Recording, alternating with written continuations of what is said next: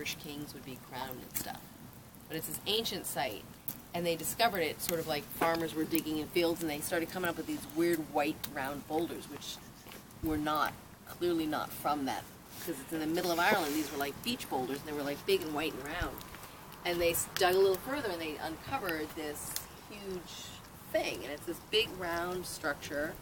It's like dead center in the middle of Ireland, and like I said, the Gaelic name is Brunabon, and I can't remember what it's called, but then they discovered these like entry stones, where there were these giant stones that were carved with like spirals and these really ancient Celtic symbols and stuff.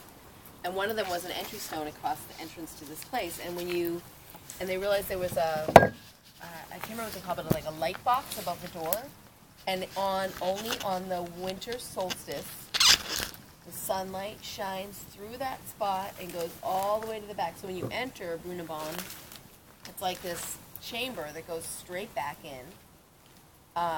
And then on the winter solstice morning, the sun comes in and directly goes through that thing and hits the back. Mm-hmm. And it was one of those like incredible, like 6,000 years old kind of thing. And it's like they created this with knowledge of the solstices. Right, which is not incredible at all. Not at all. But I'm saying, but it's pretty neat. You know what I mean? Cool. It's cool. Yeah. So, But when they uncovered this thing, like I said, the whole thing is covered like with these round white stones that they had to bring from like super far away, and you consider like when it was and what that would take to do, because there are these white beach stones that come from like a completely different hundreds of miles, hundreds and hundreds of miles, like so far away, because it's literally in the middle of Ireland.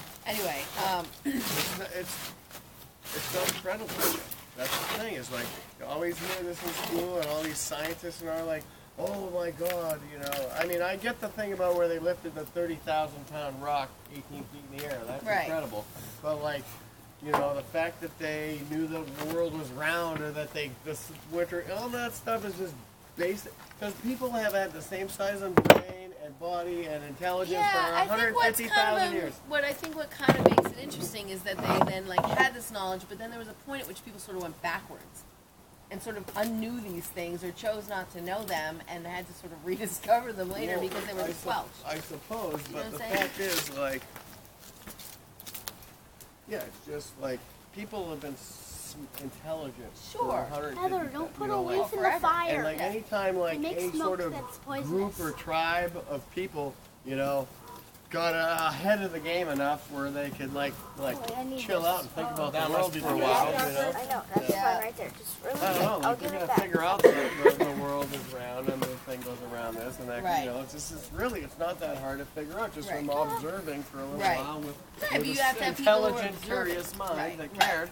Well, what's going to be you don't have electricity, you don't have TVs, obviously, you know, it's like, you're going to wonder. But you're going to have the people who are actually like sort of... And they're like, oh, they learned how to domesticate animals, they learned how to farm. Oh, give me a freaking break. They learned that 100,000 years ago, not 5,000 years ago, you know, come on. And I think it's the scientists like too full of themselves, thinking they were so much smarter than ancient people. Well, they weren't.